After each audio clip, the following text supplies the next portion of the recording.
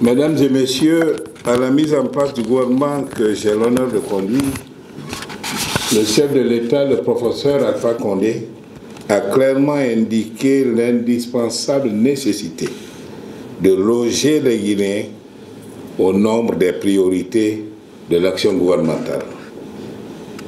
En instruisant cela, le président de la République entend traduire sa volonté d'apporter des solutions durables aux difficultés récurrentes que le plus grand nombre de nos citoyens rencontrent pour accéder à un logement décent. Il signifiait ainsi son souci de répondre de façon adéquate à l'aspiration de chaque ménage à disposer d'un logement décent, composante essentielle du bien-être physique, économique et social, je dirais même partie intégrante de la dignité humaine.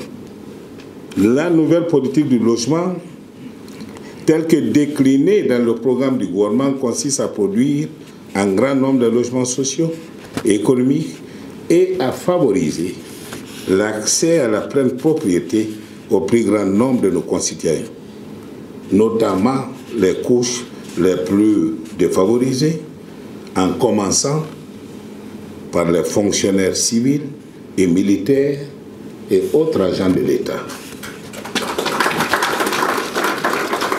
Il s'agit de permettre aux Guinéens ayant des revenus modestes d'acquérir des logements décents en contractant des emprunts auprès des banques à rembourser lentement et sûrement, sans que les mensualités les étouffent.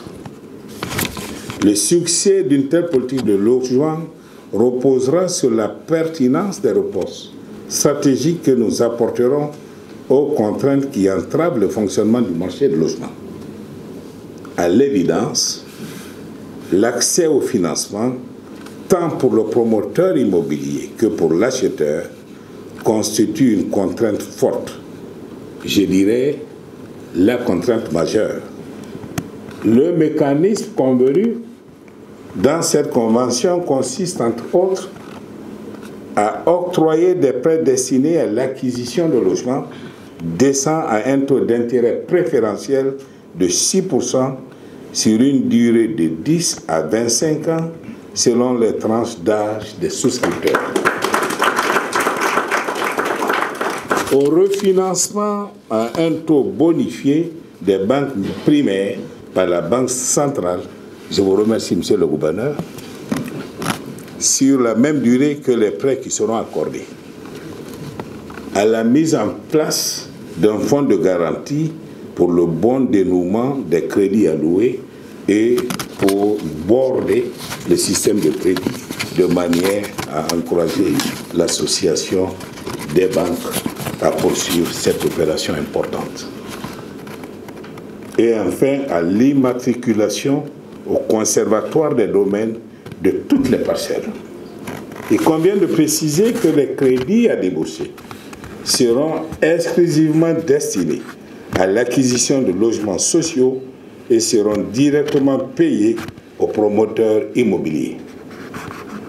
Loin d'être un acte anodin ou isolé, la cérémonie de ce jour marque ainsi le début d'une série d'actions à mener pour la résorption des besoins sans cesse croissants en logement de tous les types dans le pays et surtout pour faciliter la prise en compte financière des potentiels acquéreurs par le secteur financier.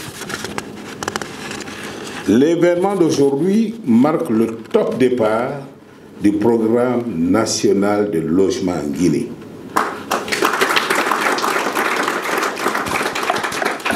Et ce n'est point un hasard si le processus démarre par le volet financier qui, en réalité, en constitue le nœud gordien.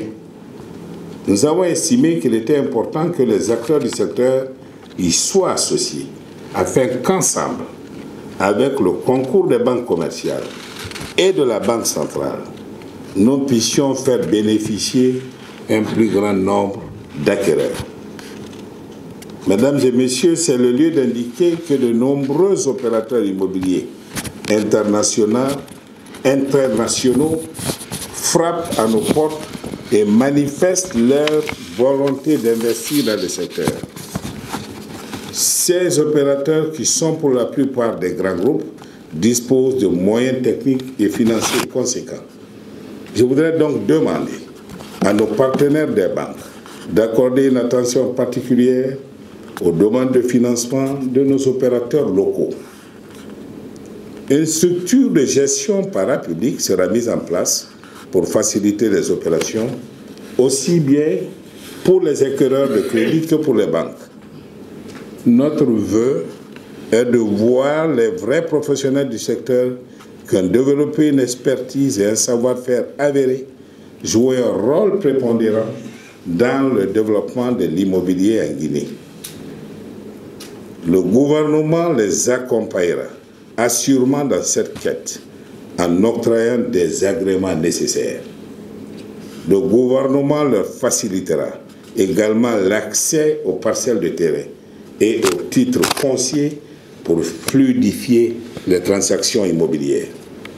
D'ores et déjà, le gouvernement, à travers le ministère en charge de l'habitat, a immatriculé et titré plus de 45 107 hectares, dont 32 969 hectares qui sont des réserves disponibles pouvant être mises à la disposition de tout investisseur, aussi bien dans la capitale Conakry qu'à l'intérieur du pays. Mesdames, Messieurs, c'est sur ces perspectives heureuses que je voudrais clore mon propos et souhaiter plein succès à la nouvelle politique de financement du logement en Guinée